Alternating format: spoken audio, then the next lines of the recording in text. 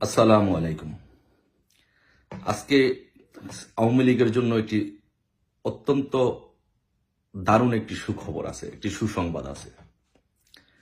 সেই সুসংবাদটি হচ্ছে যে আওয়ামী লীগ সরকার, জনগণের সরকার কি আবারও বাংলাদেশে পুনর্বহাল হচ্ছে নাকি প্রতি বিপ্লবের মাধ্যমে ক্ষমতা আসছে।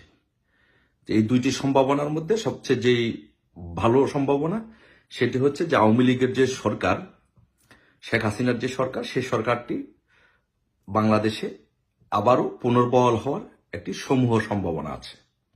এটা হচ্ছে দারুণ চমৎকার খবর। কেন এই সরকার পুনর্বহাল হওয়ার সম্ভাবনা আছে? প্রতি বিপ্লবের চেয়ে পুনর্বহাল হওয়ার সম্ভাবনাটা বেশি কেন আমি সেটি বলছি যে বর্তমানে বাংলাদেশে যে সরকার, অন্তর্বর্তীকালীন